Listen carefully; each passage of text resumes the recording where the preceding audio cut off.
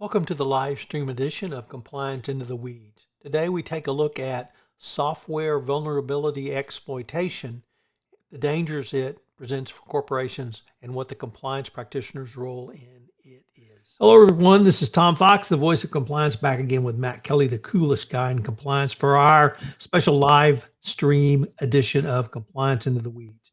Matt, welcome. Hello, Tom. Good to be back again. Matt, last week you wrote about perhaps the unsexiest subjects in compliance, ERP systems, but you actually managed to make it terrifying at the same time. So could you tell us how you could take a pedestrian topic and make it one of the most terrifying blog posts you've written in recent memory? Well, Tom, I think that ERP software systems are just terribly sexy for compliance and audit professionals. So here's what's going on is a cybersecurity outfit that is headquartered up in Boston here, whom I know, Onapsis. They published a report last week looking at vulnerabilities in SAP systems. And they were exploring how cyber attackers of any, who are they? We don't know. Where do these people live? North Korea, Iran, wherever, New Jersey. How attackers can find vulnerabilities in SAP software, and then how quickly the attackers can develop an exploit to take advantage of that. They can do it. They can do it quickly. And what happens once they have an exploit that can pierce your SAP software is all manner of mischief that they can cause. And we can get into what are the applications they break into, what do they look at. But by not protecting yourself with vulnerabilities and patching up that software, you create the potential for a host of compliance risks. And that would span from privacy to Sarbanes-Oxley to anti-corruption issues, for financial fraud, if the attackers just want to steal money from you, and we can talk about how all of that works. But it was really interesting to me because, okay, fair point, vulnerability in your ERP software is a pretty esoteric issue and not necessarily one that a lot of corporate compliance officers who largely went to law school and you would be all that familiar with. So it is a cybersecurity problem, but if not approached and governed correctly, this can very quickly become a big regulatory compliance nightmare. So when we get back to, yet again, the time-honored question of who owns this and what are the roles and responsibilities to take care of it, really unclear. But the underlying threat of these vulnerabilities, which is what Onapsis put a report out for last week, it really is some pretty disturbing stuff. Matt, could we take a step back and given the lawyer-natured training that I had and perhaps others in the compliance field, could you tell us what you mean by ERP software systems? Sure. So ERP software systems are going to be any of these big, huge business, I think it actually stands for enterprise resource planning software, but this is going to be like SAP, which runs on just about all large companies in the world. Onapsis threw in some statistics, like 45 of the largest 50 utilities in the world run their business software on SAP. It doesn't necessarily have to be just SAP. A lot of you listening might know that your systems also maybe run on Oracle. That is another rival to SAP. Some of them do run on Microsoft. Some of them might run on some sort of homegrown systems. Some of your ERP software might actually be a mix and match, where maybe you get some of your applications like HR and supply chain management and finance from SAP, but you get some of the others like, I don't know, human capital management and business continuity planning. That might come from a different one. But ERP software systems are large.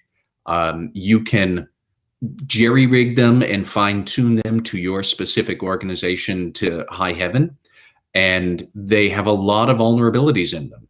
And vulnerabilities are flaws in the software code that can lead to somebody taking advantage of or somehow exploiting the weakness because you have not sealed up that that weakness, that vulnerability in your software. Think about all the patch updates you get on, I run a Mac. Think about all of the problems you get when, your app says, can you do this update? Well, yeah, sure. And where does the update come from? You don't really know, but they're updating vulnerabilities they found in their software. These are for apps for consumers. ERP software systems, same sort of idea, just scaled up, business grade, really robust software for all of your mission critical tasks. Matt, you've used a couple of terms there, vulnerabilities and exploits. I was wondering if you might use that to explain the two basic types of attacks on software systems inside of a corporation. Yeah, so vulnerabilities are flaws. And okay, there are flaws in the software code. ERP software has millions of lines of code. You're going to have vulnerabilities. Not often will you know them right away, despite all the rigorous debugging that goes on. So what will happen is somebody, maybe it's going to be SAP or the software ERP company. Maybe it's going to be them. Maybe it's going to be a cybersecurity analyst or some firm out there. They're going to find a vulnerability. They will say to themselves, oh crap, it's a vulnerability, we need to fix it. They will come up with a patch. Now, here's where it gets interesting, Tom, is once you announce to the world, there is a vulnerability in our software, please install this patch right away. Not only have you given your customers an alert that they have a vulnerability, and here's this tool, the solution to seal it up, you've told everybody else in the world, this is the vulnerability right here. It's on line 968,000. This is the vulnerability. So all the attackers will know this too, because you've put out a patch, and they will reverse engineer the patch to say, here's the weakness. Let's come up with an exploit to take advantage of that hole in the software, and then get into the system and do what? All manner of mischief. And Tom, we can get to that again. But so it's a cycle. And the Onapsis report was interesting because it sketched out how long this cycle takes to go from company announces vulnerability in a patch to hackers saying, let's figure out if we have an exploit, to hackers saying, let's scan all the ERP systems in the world because we're going to just bombard your website to see if you have it.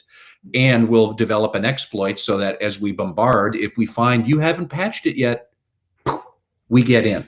That whole cycle from announcing a patch to developing an exploit to take advantage of the fact that you haven't patched it yet, 72 hours. Large company with thousands and thousands of workstations around the world, you have 72 hours to be able to patch up your software before the attackers have come over the wall and they're running rampant in your system. I found that the most terrifying part of your blog post. You have a really neat graphic on that. I don't think I can paste it into the podcast show notes, but we certainly link to your blog post. So I would suggest everyone check out the patch to exploit cycle. Now, you talked about maybe two things from the compliance perspective that I was able to garner. One was maybe three. One was internal controls, one was internal audit, and the third was governance. I'd like you to maybe focus on the governance, and where do you see compliance coming in from a governance angle around this? Well, first, let's back up a bit and just talk a little more about what is the actual damage that a hacker could do, because you didn't patch the software and they had an exploit and they found that your system hadn't patched it yet, and boom, they get in. So what happens next? Well, the first thing, actually, according to Onassis and the state, was the first thing that hackers do is they patch the software, because they found the broken door in your system and they snuck in. And once they're in, the first thing they want to do is seal it up.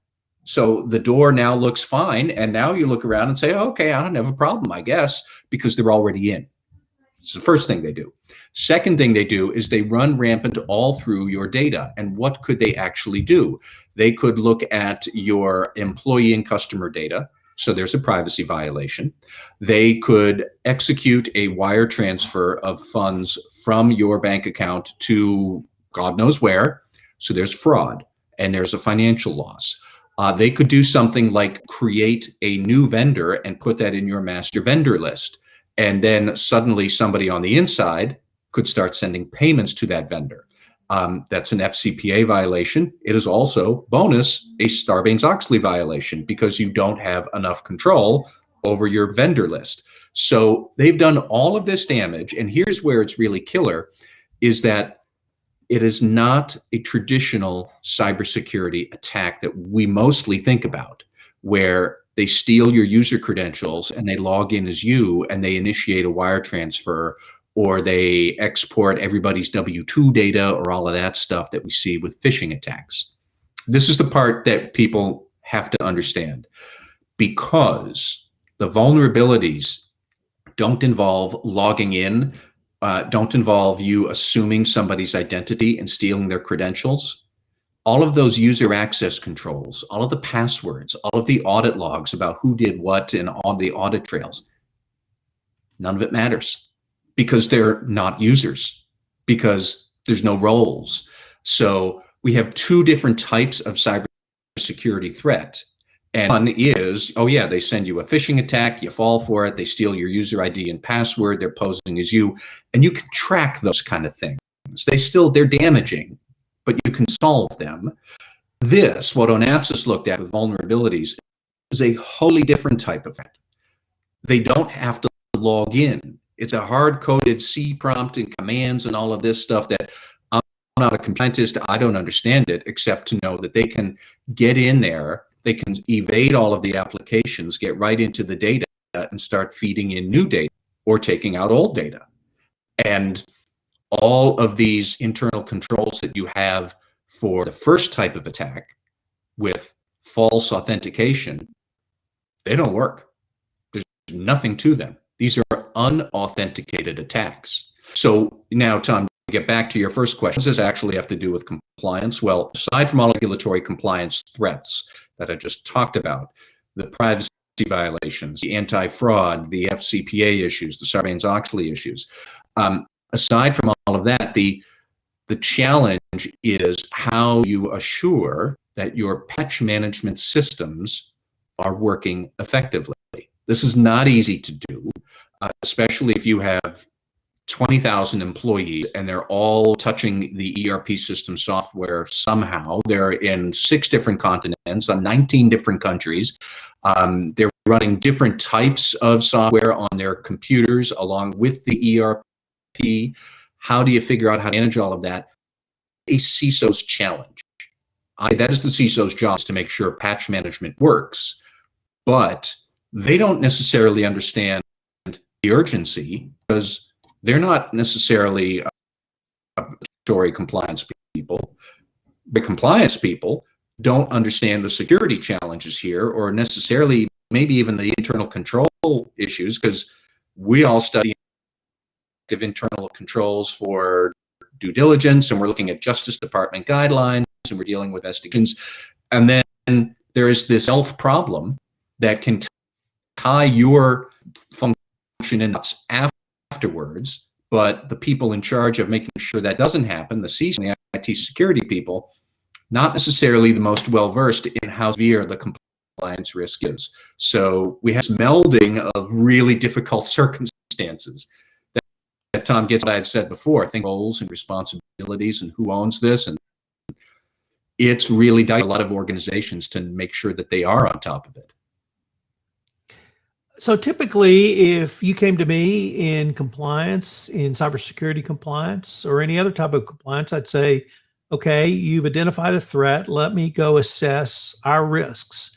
And then I'll put a risk management program around that. But if there are either no vulnerabilities currently, or there are vulnerabilities that we cannot detect, we don't detect a risk. So then we don't start the risk management process. How do you begin to think through managing this if you can't identify anything other than a vulnerability in someone else's software?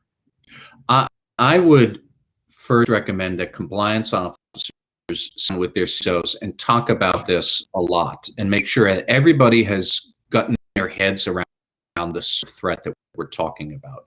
I think that CISOs would probably understand somebody inserting a vendor into the master vendor list without any clearance and no way to detect that that's happened. Like, okay, yeah, that must be a problem somehow, but they wouldn't necessarily know how.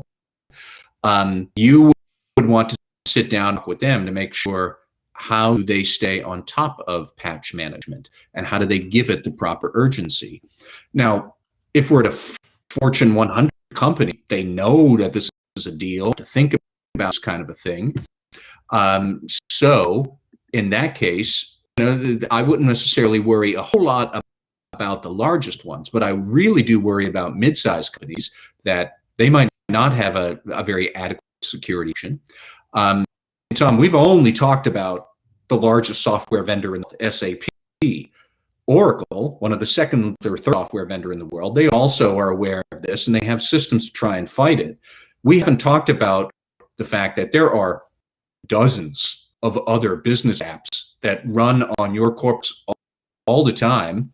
How do you know security is good? How do you know that they have managed their patch management for their SAP systems to make sure that they don't get infected? Somebody closes the door behind them, so they don't know anymore that they are infected, and then there's malware there that then gets passed you because you haven't necessarily governed your software supply chain as thoroughly as we should.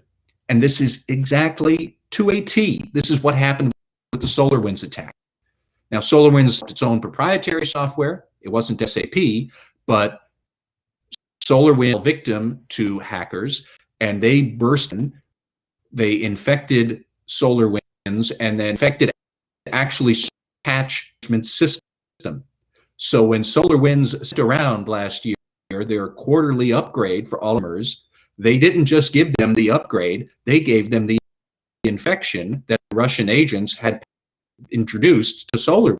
And then suddenly we're all off to the races. Everybody's been exposed, everybody's infected, and it sounds like an STD outbreak, he'd say. But nonetheless, this is the sort of challenge that people have to think about. And frankly, if you were an attacker, it's much easier to do this, or if you are determined to infiltrate a company, I'll put it that way. The good way to do it, because it's such an insidious way to attack. The other interesting thing about the ONAPs, I'll circle back to that just one more time, is there were a lot of people who thought this type of unauthenticated attack would be theoretical, but from a hacker's perspective, like, why bother?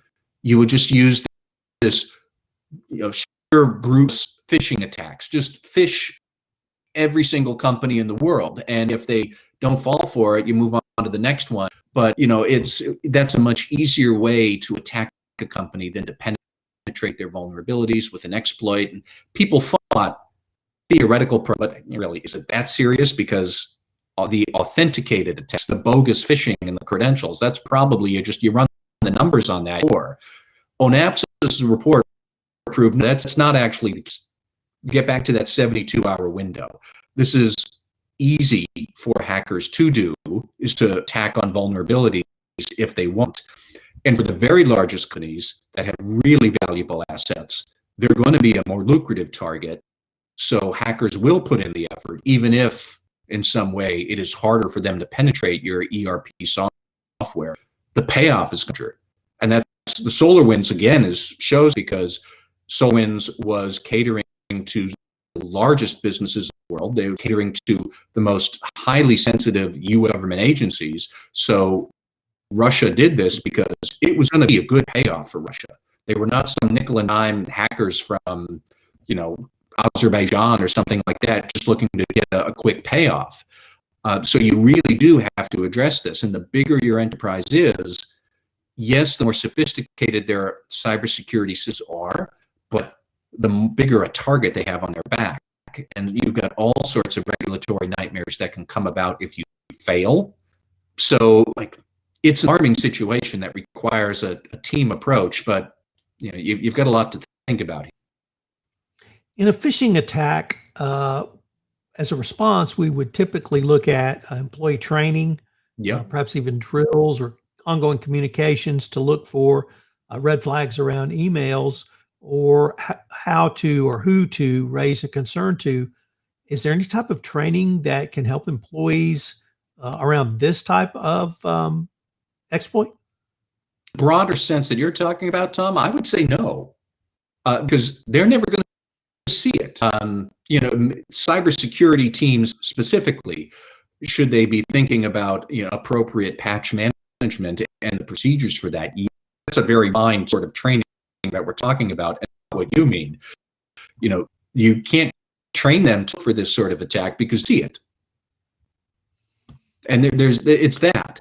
At best, maybe you could talk about the need for appropriate patch management, and if your particular workstation crops up and says you have a patch, should we install it or not? That might not be a question that you'd want the employee to answer, and you might want to let the IT security people decide when it's time to update a patch. But in that case, it's more about configure IT systems, and so that comes up for the workstation user. The patch is just rolled out overnight from a global level from IT central command. And again, we're way far away from say training.